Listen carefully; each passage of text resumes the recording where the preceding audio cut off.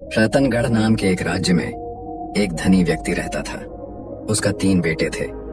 पहले 2 बेटे ने दूसरे धनी व्यक्ति के पुत्रियों के साथ शादी कर ली थी। सिर्फ सबसे छोटा बेटा का शादी होना बाकी था। कुछ दिन बाद धनी व्यक्ति का देहांत हो गया। उसका 3 पुत्रों ने उसका अंतिम क्रियाकर्म किए और दुखी होकर जीवन जीने लगे। ऐसे ही करके छोटा बेटा बड़े होते गया।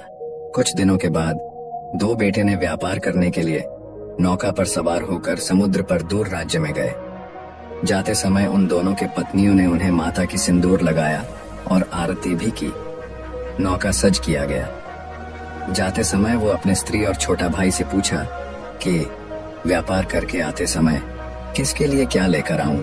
बड़े स्त्री ने कहा कि मेरे लिए एक साड़ी लाना जो कि सबसे सुंदर हो, जहां सोना, हीरा और मोती की काम किया हो। लाल रंग की साड़ी देखकर सब लोग खुश हो जाना चाहिए। ये सुनकर बड़े भाई खुशी से सम्मति दी और छोटे बहू को पूछा कि आपके लिए क्या लेकर आऊं। ये सुनकर छोटी बहू ने कहा, मेरे लिए एक सोने का हार ले आना जो कि समय के साथ साथ रंग बदलता रहेगा, जिस हार में हीरे, नीले, सोना और मणि की काम किए गए हों। ये सुनकर दोनों भाई सम्मति प्रकाश की। जाते समय अपने सबसे छोटे भाई से पूछा कि दोनों भाभियों ने अपनी अपनी इच्छा मुताबिक सामान लाने को कही है। तुम भी अपना मनपसंद चीज बता दो जिसको हम व्यापार से आते वक्त लेकर आएंगे। ये बात सुनकर छोटा भाई ने कहा कि मेरे लिए कोई हीरे या सोने की चीज मत लाना, कोई संपत्ति भी नहीं चाहिए। मेरे लिए सिर्फ एक कुहूक मंडल चिड़िया लेकर देना, मुझे ये बेहद पसंद है। ये सुनकर दोनों भाई खुशी से नौका पर सवार होकर समुद्र में व्यापार करने गए।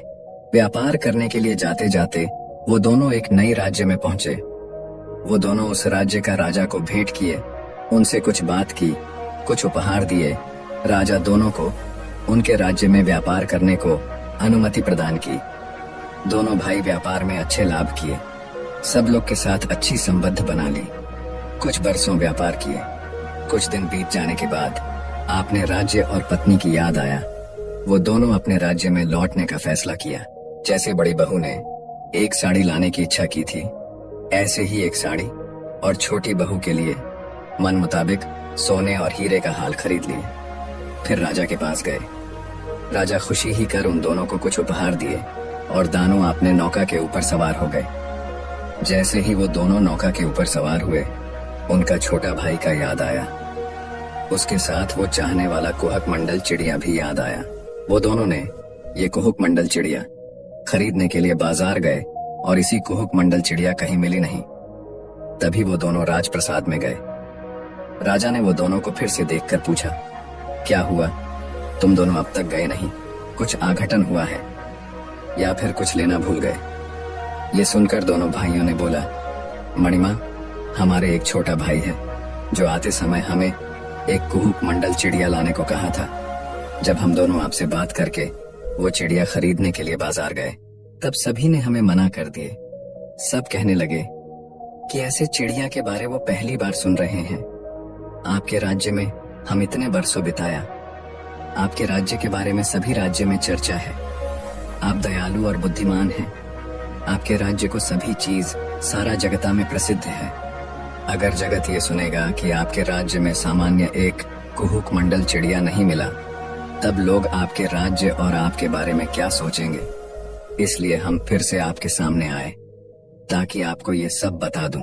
राजा अपनी और अपनी राज्य की प्रशंसा सुनकर अत्यंत खुश हो गए। खुशी खुशी में दोनों भाइयों को बोले कि ठीक है, तुम दिनों सिर्फ 1 सप्ताह और इस राज्य में रुक जाओ। मैं 1 दिन के अंदर तुम दोनों को कुहक मंडल चिड़िया का कर दूंगा। तुम आज राजमहल में अतिथि कक्ष में विश्राम करो। राजा के आदेश पर राज्य में घोषणा हो गया, राज्य में जो भी चिड़िया पकड़ने वाले हैं, अभी राज्य प्रसाद के सामने राजा से मिलो। सब चिड़िया पकड़ने वाले राज्य प्रसाद के सामने आ गए। राजा ने सबको आदेश दिया कि अगर तुम सब 2 दिनों के अंदर कुहक मंडल चिड़िया लाकर नहीं दोगे तो सबको फांसी मिलेगा। ये बात सुनकर सभी चिड़िया पकड़ने वालों को हालत खराब हो गया। अपनी जीवन बचाने के लिए चिड़िया पकड़ने वाला सामान के साथ कुहक मंडल चिड़िया लाने के लिए जंगल की तरफ चल पड़े। सभी लोग बेहद घांची जंगल की तरफ चले गए। लेकिन एक बूढ़ा चिड़िया पकड़ने वाला दूर नहीं जा पाया। दोपहर की वक्त था। वो चिड़िया ढूंढते ढूंढते एक बड़े पेड़ के नीचे बैठे गया। सूरज के किरण और श्रम के वजह से वो बहुत थका हुआ था। पेड़ के नीचे बैठे कर वो आने वाला कल की चिंता कर था। वो आज बूढ़ा था, लेकिन वो कभी ऐसी चिड़िया के बारे में सोचा नहीं था, न कि कभी ऐसी चिड़िया देखी है। ऐसे ही वो बैठकर वो चिंतित था। उस पेड़ के ऊपर एक चिड़िया अपने बच्चों के साथ रहता था। वो अपने बच्चों के लिए खाना लाने को गया था और उस वक्त लौटा। वो अपने बच्चों को खाना देकर खाने को बोला। खाना कौन दे? बच्चों ने जिद की। बच्चों ने कहा, सिर्फ इतना ही, ये हमारे लिए पर्याप्त नहीं है, हमें और भूख लगे हैं, हमें और खाना चाहिए। ये सुनकर चिड़िया अपने बच्चों को समझने के लिए बोला, आज इतना ही खाकर तृप्त हो जाओ, कल तुम्हें इतना खाना मिलेगा कि तुम जितने चाहें उतने खा सकते हो। तुम्हें और कोई जगह जाने की जरूरत नहीं पड़ेगा। जितने दिन, जितने पक्ष, जितने बरसों खाना है खा सकते हो। ये सुनकर चिड़िया के बच्चे आश्चर्य हो गए। कल ऐसे क्या मिलेगा कि हमें और कुछ काम करने नहीं पड़ेगा? जरूर माँ ने हमें ये खाने के लिए मिथ्या कहा है। ये सोचकर चिड़िया के बच्चे ने कहा, क्यों, कल ऐसे क्या है जिसलिए हमें इतने खाना मिलेगा? माँ चिड़िया ने बोला कि महाराजा आदेश दिए हैं कि अगर कल तक कुहुक मंडल चिड़िया नहीं मिलेगा तो चिड़िया पकड़ने वालों को फांसी मिलेगा। किसी को ये पता नहीं है कि कुहुक मंडल चिड़िया कहाँ है, इसलिए वो जितने भी प्रयास करे उन लोगों को कुहुक मंडल चिड़िया नहीं मिलेगा। ये बात सुनकर चिड़िया के बच्चे ने पूछा, क्या तुम्हें पता है कि कुहुक मंडल चिड़िया कहाँ है? ये सुनकर माँ चिड़िया ने बोला, हाँ मुझे पता है। बच्चों ने पूछा, कहाँ है? माँ चिड़िया ने कहा, हम जिस पेड़ के ऊपर रहते हैं उस पेड़ के ऊपर एक और खूबसूरत और बुद्धिमान चिड़िया रहता है जिसका नाम कुहुक मंडल चिड़िया है। इस बात को कोई नहीं जानता, इसीलिए किसी को ये नहीं मिलेगा। ये बात तुम किसी को मत बताना, नहीं तो तुम्हें खाना नहीं मिलेगा। चिड़िया की ये बात उस बूढ़े ने सुन लिया। खुशी से वो अपने लोगों के पास जाकर ये खुशी की बात बताई। सभी चिड़िया पकड़ने वालों ने कुहुक मंडल चिड़िया को पकड़ने के लिए उस पेड़ के पास जाकर पहुंचे। इस पेड़ के पास पहुंचकर वो कुहुक मंडल चिड़िया को देखा। इतनी सुंदर चिड़िया वो सब कभी नहीं देखे थे। वो इंसान के तरह बात कर सकता था, कभी छोटा हो जाता था तो कभी बड़ा हो जाता था। कुहुक मंडल चिड़िया अपने साथ लेकर चिड़िया पकड़ने वालों ने राजा को दिया। राजा ये देखकर बेहद प्रसन्न हुए। चिड़िया पकड़ने वालों को उपहार के स्वरूप सोना, वस्त्र और खाने को दिए। सभी खुश होकर अपने अपने घर चले गए। राजा ने कुहुक मंडल चिड़िया को लेकर दोनों भाइयों को दिया। दोनों भाई ये देखकर बेहद प्रसन्न हुए और राजा की प्रशंसा करते हुए अपने घर वापस आ गए। अपने घर आते ही दोनों बहुएं अपने अपने पति का आरती किए, उनसे प्रणाम किए। दोनों भाई अपने साथ बेहद धन रत्न लाए थे। बेहद प्रकार सामान के साथ साथ मिष्ठान्न भी लाए थे।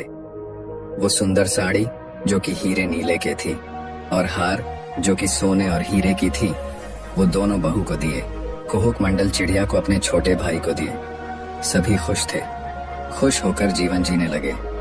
कुछ दिन बीत गया।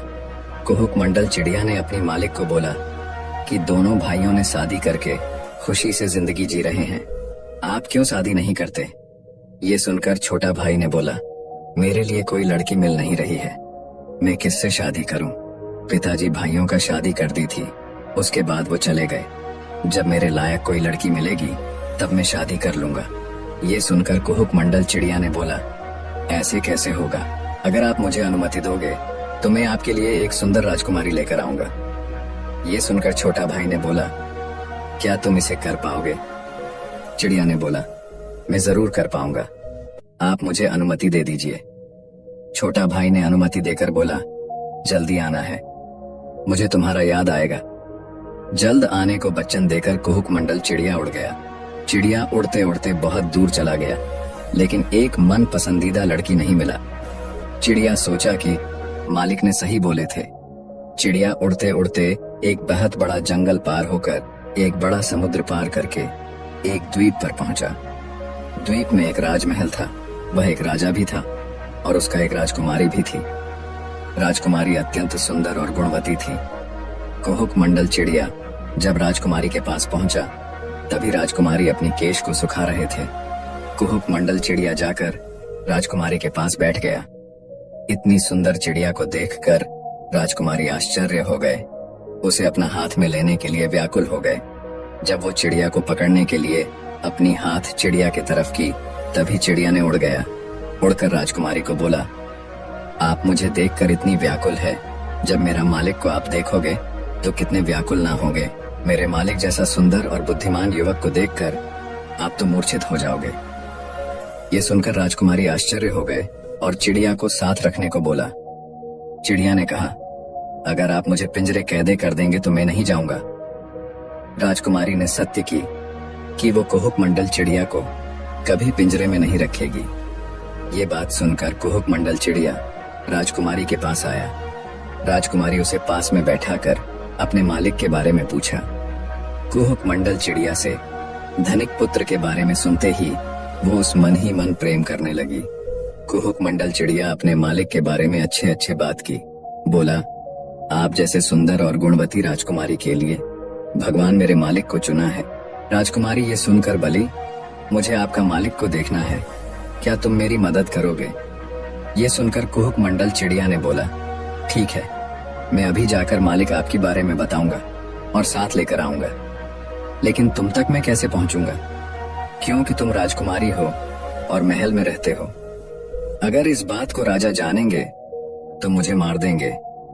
ये सुनकर राजकुमारी बोली, ठीक है, मैं तुम्हारे मालिक से कल पद्म तालाब में मिलते हैं। ये सुनकर कुहुक मंडल चिड़िया अपने मालिक को लाने के लिए उस राज्य की ओर चला गया। कुहुक मंडल चिड़िया ने अपने मालिक के पास जाकर पहुंचा। चंद्रचूड़ यानी कि कुहुक मंडल चिड़िया की मालिक चिड़िया को देखकर बेहद खुश हुआ। खुश होकर उसे एक बड़े पात्र से खाना को फल दिया। ये देखकर कुहुक मंडल चिड़िया ने बोला, ये सब छोड़ो, मैं आपके लिए एक दिव्य सुंदर गुणवती राजकुमारी को देखकर आया हूँ, जो कि आपके लिए ही बनी है। उसकी सुंदरता दुनिया भर में अद्वितीय है। वो वैसे गुणवती है कि तुम्हारे राज्य में ऐसी गुणवती कन्या नहीं है। उसकी आंखें सबसे सुंदर हैं। उसकी लंबी लंबी बाल में चंपा पुष्प बेहद सुंदर लग रही है। राजकुमारी के बारे में ये बात सुनकर कुमार चंद्रचूड़ राजकुमारी को मन में ही प्रेम कर बैठा। उसे पाने के लिए वो आतुर हो गया। चिड़िया को उसके बारे में, उसकी रहने का जगह के बारे में पूछा। ये सुनकर कुहुक चिड़िया ने उत्तर दिया कि वो राजकुमारी एक द्वीप में रहती है। वो द्वीप समुद्र के अंदर है। स्थल भाग से बहुत दूर है उसकी राज्य। ये सुनकर कुमार चंद्रचूड़ निराश हो गया। समुद्र पार होकर वो राजकुमारी के पास कैसे जाएगा?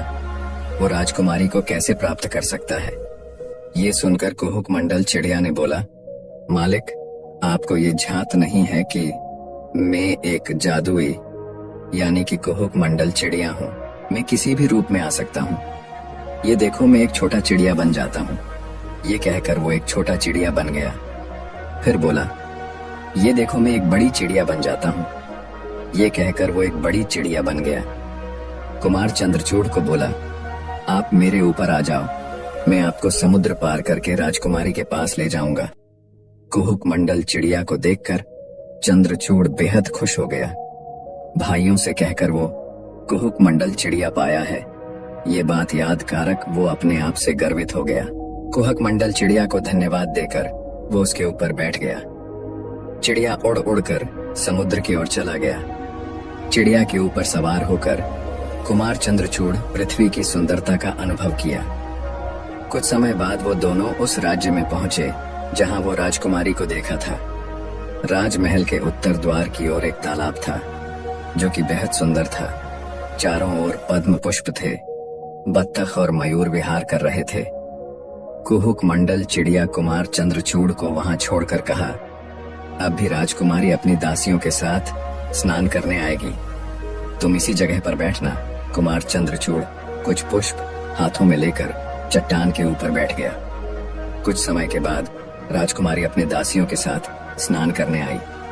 जब कुमार चंद्रचूड़ और राजकुमारी हेमलता की 4 आंखें मिली, वो दोनों अपने हृदय खो बैठे। राजकुमारी चंद्रचूड़ को देखकर अपनी पति मान लिया। राजकुमारी स्नान छोड़कर कुमार चंद्रचूड़ के साथ बातें करते रहे। दोनों ने शादी करने को वचन दिया। राजकुमारी स्नान छोड़कर अपनी राजमहल को आ गए और रोज घर में सो गई। ये देखकर दासियों राजा को संदेश दिया। राजा रानी आकर राजकुमारी को पूछा कि क्या तुम स्नान छोड़कर यहाँ क्यों सोए हो? किसने तुम्हें कुछ कहा है क्या? क्या तुम्हारा कुछ खो गया है या कुछ टूट गया है? आज लेकर तुझे दूंगा। राजकुमारी ने कुछ नहीं बोला। दासियों ने कहा, जब से तालब में एक सुंदर पुरुष को देखी है, राजकुमारी तभी से ऐसे हो गए हैं। ये सुनकर राजा और रानी तालाब के पास जाकर पहुंचे। कुमार चंद्रचूड़ को देखकर राजा और रानी खुश हो गए। कुमार चंद्रचूड़ देखने में भी बहुत आकर्षक और बुद्धिमान था। उसे अपनी राजकुमारी के साथ विवाह करने के लिए वो दोनों राजी गए। कुहुक मंडल चिड़िया के साथ कुमार चंद्रचूड़ राजमहल में प्रवेश किया। सब बेहद खुश थे। ये सब कुछ कुहुक मंडल चिड़िया के लिए संभव हो पाया था, इसलिए सब लोग कुहुक मंडल चिड़िया को धन्यवाद दे रहे थे। विवाह का दिन आ गया। चारों ओर फूलों से सजाया गया। मंडप को फूलों और राजकीय वस्त्रों से सजाया गया। राज्य में सभी प्रजा को खाना और दान प्रदान किया गया। विवाह संपन्न हुआ। दोस्तों, क्या आपको लगता है कि यह इस कहानी की शेष भाग है? दोस्तों, अभी तो ये कहानी शुरू हुआ है। कुहुक मंडल चिड़िया का असली जादू तो अभी भी बाकी है। कुमार चंद्रचूड़ का संघर्ष और राजकुमारी से उनका अलग होना, कुहुक मंडल चिड़िया कैसे उनको फिर से एक करने के लिए खुद को संकट में डालता है। इस प्रकार आगे